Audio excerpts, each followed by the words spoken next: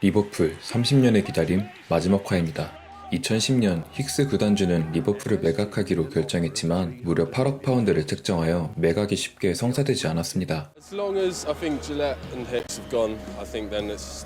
이에 팬들과 구단주와의 싸움은 법적 공방까지 이어지게 되고 긴 싸움 끝에 리버풀은 마침내 힉스 구단주에게서 벗어나게 되죠. It's been a bitter and lengthy battle, but tonight Liverpool Football Club is in new hands. Tonight, amid jubilant scenes, the Liverpool board got what they wanted.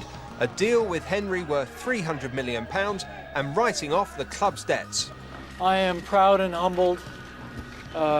We have a lot of work to do.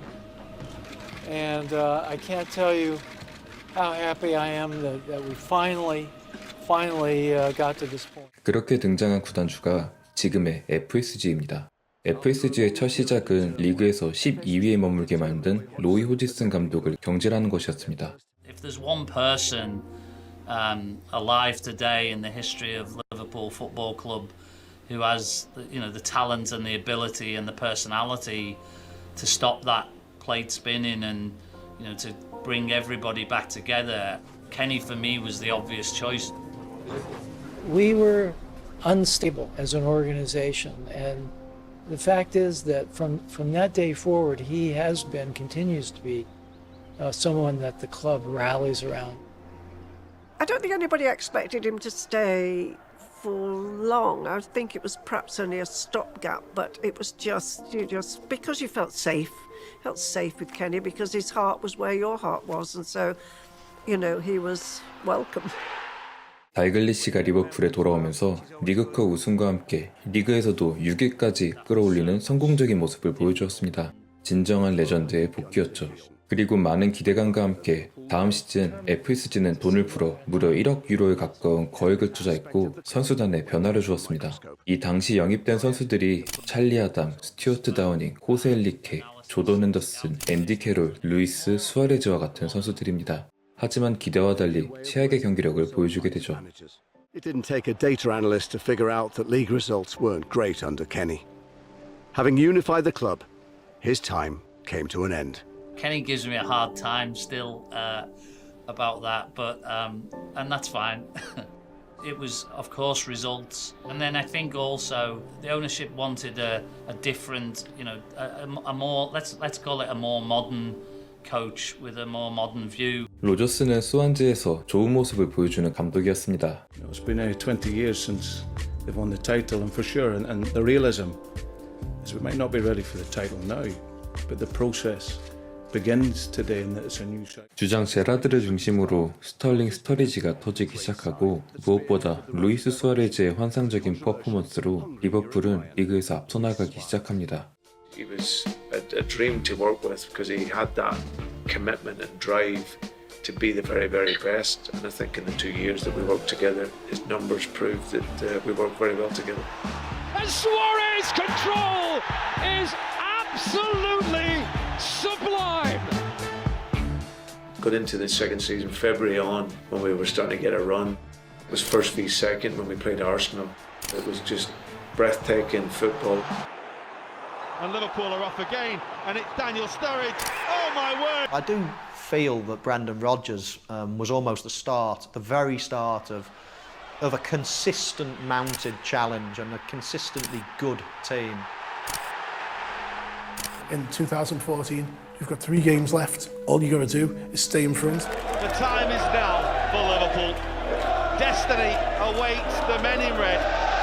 What a reception! What an atmosphere!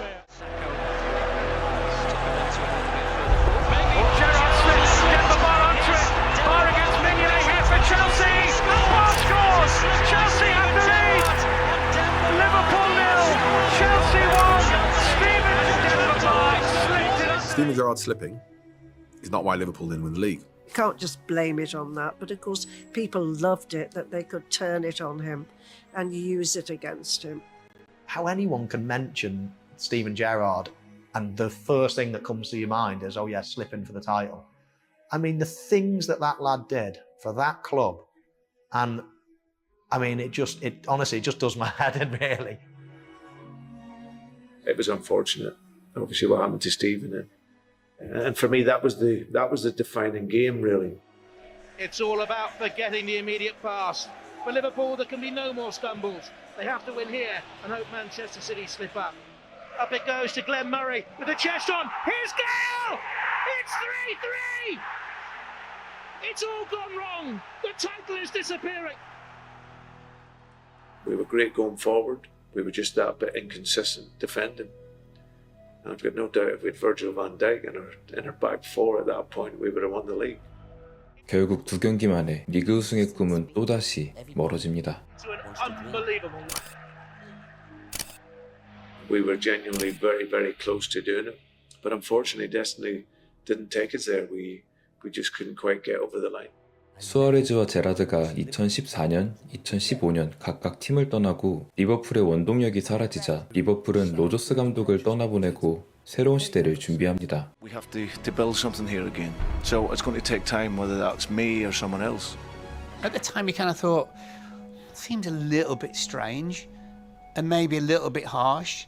And then you think, yeah, but who came in his place? Hello. We were with the family, a holiday in Lisbon, if I'm right. I got a call from my agent, and he told me about the interest of Liverpool. So we had our plans in that time, in that moment, look completely different actually, because we wanted to make more holidays. And I told my family, and the boys were immediately like, yes. And I was looked in Ulla's eyes, and she was, when? When Mike Gordon called me one day and said, we're going to have a chance to meet with Jurgen in New York. To me, that was one of the most exciting phone calls I've gotten during the 10 years that we've been with the club. We met in New York in some law offices, and it was as secretive as it could be, and for whatever reason we got away with it without it making the news. 리버풀에서 클롭은 세계 최고의 감독이 되었습니다. 기자회견에서 항상 유쾌한 모습을 보여주면서도 경기장에서 보여준 클롭의 카리스마는 선수들과 새로운 방식의 유대감을 쌓아가게 됩니다. Jurgen Klopp, the manager, is a fantastic manager. I think one of the best in the world. Jurgen is a perfect fit. Leadership is a transfer of emotion, and he does that well. Jurgen Klopp, the person, is what you see on TV. You know, he's a very open, funny, bubbly guy.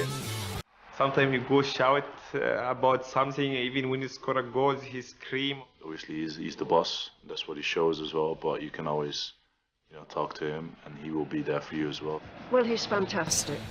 I think he's like Shanks in another form.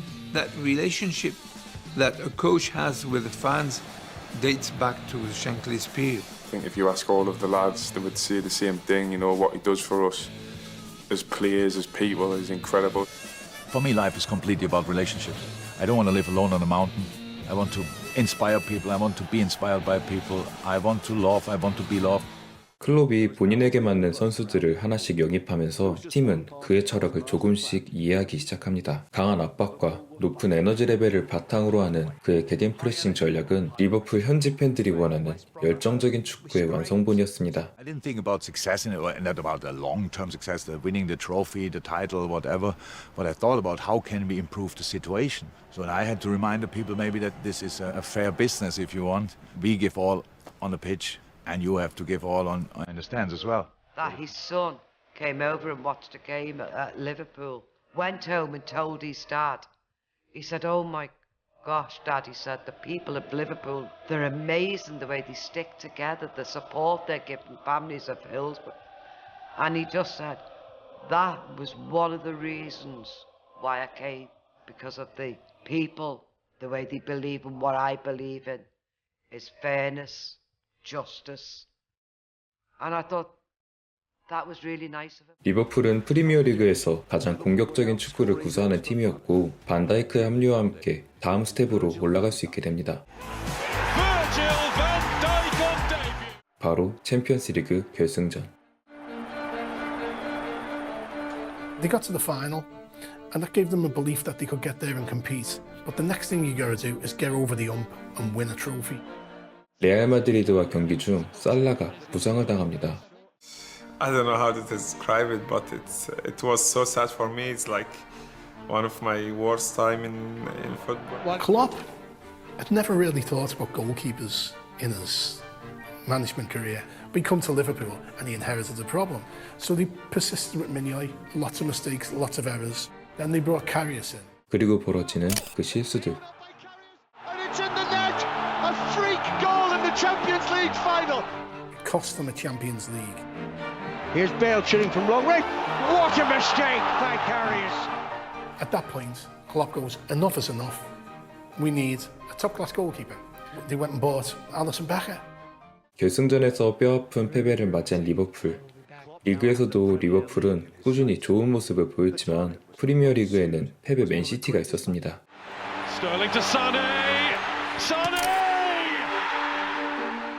리그에서 단 한 경기만을 패배했음에도 리버풀에게 돌아온 성적은 승점 97점짜리 준우승이었습니다.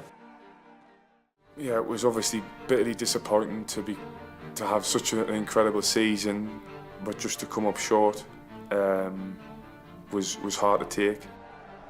I enjoyed every bit of it, and I know that after the Wolves game, our last game of the season, that I wanted to at least be there again with the same amount of points and win the league. 하지만 다음 해부터 리버풀은 더욱 발전된 기량으로 기적과 같은 경기들을 연출하게 됩니다.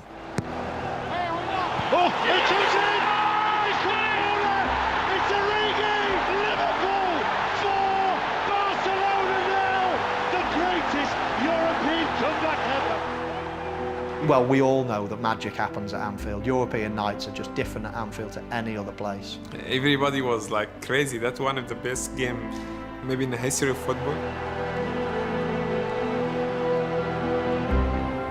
We were having dinner before the game. Then I think I was me, Dejan, Bobby, Ali, Verge, some big group, and Genie, and we were talking like, we cannot lose two finals in a row. It just doesn't work. If you lost the Champions League, that no one will remember you, because in the end you win nothing. You didn't win the Premier League, you didn't win the Champions League 2 years in a row.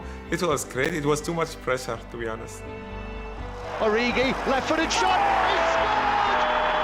Origi makes it 2-0 to Liverpool. I was never more relaxed in a final than in this one. Okay, maybe because I lost so many, I don't know, but it was absolutely great what the boys did that night. It's been a long wait for Jurgen Klopp's Liverpool to find success. But they've got there in the end, and they've got there with the biggest trophy of all. 지난해에 놓친 챔피언스리그 트로피를 들어올리는 리버풀.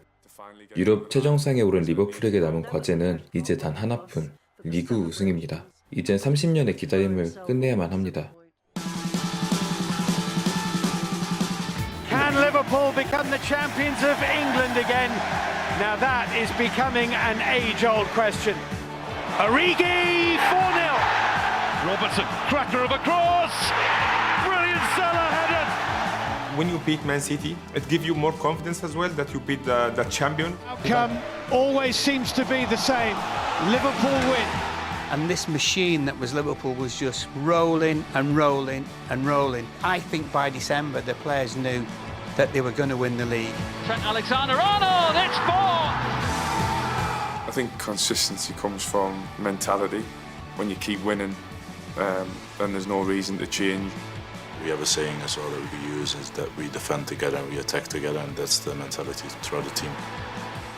유럽 챔피언에 걸맞는 경기력으로 리그 우승에 대한 자신감이 생기던 그 시점. Coronavirus is the biggest threat this country has faced for decades. The virus can be passed from human to human. You must stay at home. People say they cancel the league. Some people just say no, you cannot play anymore. It was stress somehow, and everybody. 하필 코로나 바이러스가 퍼지며 리그 중단과 함께 흐름이 잠시 끊기기도 했지만 계속된 연승으로 리버풀은 그 오랜 기다림을 끝낼 준비를 마쳤습니다.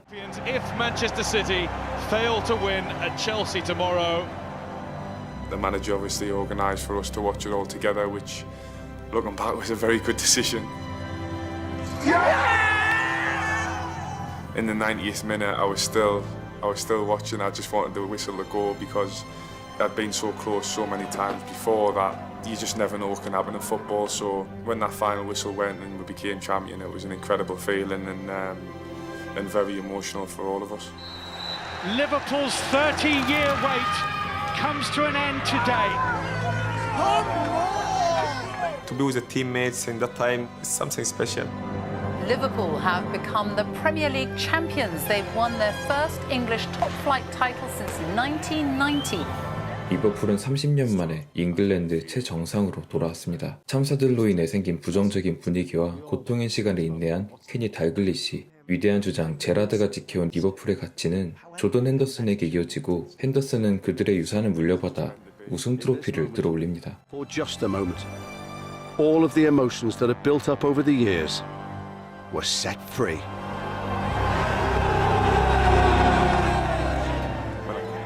It's a really sense of proud that you have been part of this massive.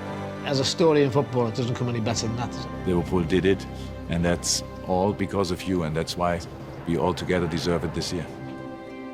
지금까지 리버풀 30년의 기다림이었습니다. 90분이라는 러닝타임 동안 리버풀의 역사와 그들이 왜 30년간 리그 우승에 그렇게 목말라 있었는지를 함축적으로 보여주는 다큐멘터리였습니다.